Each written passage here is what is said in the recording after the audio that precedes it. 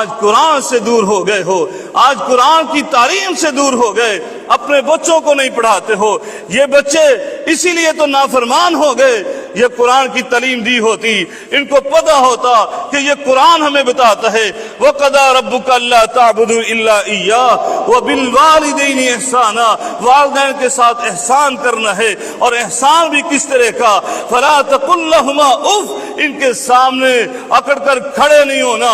بات نہیں کرنا، بلکہ ان کے سامنے تو آنکھیں جھکا کر، کندھے جھکا کر، وَاخْفِضْ لَهُمَا جَنَاحَ الذُّلِّ، ان کے سامنے تو ہم نے کندھے جھکا کر، سینے کو سکیڑ کر، آنکھوں کو جھکا کر، جیسے بادشاہ کے سامنے غلام کھڑا ہوتا ہے، اسی طرح والدین کے سامنے اولاد کو کھڑا ہونا چاہیے۔ یہ قرآن نے تو ان کو بتانا تھا، اور قرآن نے کہا تھا فَلَا تَقُل لَّهُمَا اُف، اگر ان کی بات میں ناگوار لگے، یہ بوڑھے ہو گئے، یہ پرانے لوگ ہیں، تم جدید علم کو حاصل کرنے والے، اور تمہاری عقلیں بڑی تیز ہو چکی ہیں، تمہیں لگتا ہے یہ پرانی باتیں کر رہے ہیں، تم تو نئے دور کے باسی ہو، اور اس لیے تمہیں ان کی باتیں پرانی لگتی ہیں، تمہیں ناگوار لگتی ہیں۔ تب بھی کہا تم نے اپنے چہرے پر شکن بھی نہیں پڑنے دینا، فلا تقل لہما اف، تم نے اپنی زبان سے کلمہ اف بھی نہیں نکالنا ہے۔ یہ قرآن کی تعلیم دلاتے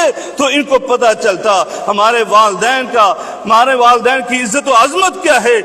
حدیث کی تم ان کو تعلیم دلاتے تو میرے آقا علیہ الصلوۃ والسلام کی یہ تعلیم ان کے سامنے آتی نا۔ جب صحابی رسول نے پوچھا تھا اللہ کے رسول، سب سے زیادہ میرے حسن اخلاق کا کون حقدار ہے، میرے اچھے معاملے کا کون حقدار ہے؟ میرے آقا نے 3 دفعہ ماں کا نام لیا تھا، اور 4تھی دفعہ باپ کا ہی نام لیا، دنیا میں کسی اور کو ذکر ہی نہیں کیا ہے، بلکہ والدین کا نام لیا تھا، دونوں مقام پر ہی والدین کا تذکرہ کیا تھا۔ میرے آقا علیہ الصلوۃ والسلام نے ہی تو فرمایا تھا ہما جنتک و نارک، یہ والدین کون ہیں؟ یہ تیری جنت بھی ہیں، تیری دوزخ بھی ہیں، بلکہ فرمایا تھا اوسط ابواب الجنہ، یہ تو جنت کا بہترین دروازہ ہے۔ یہ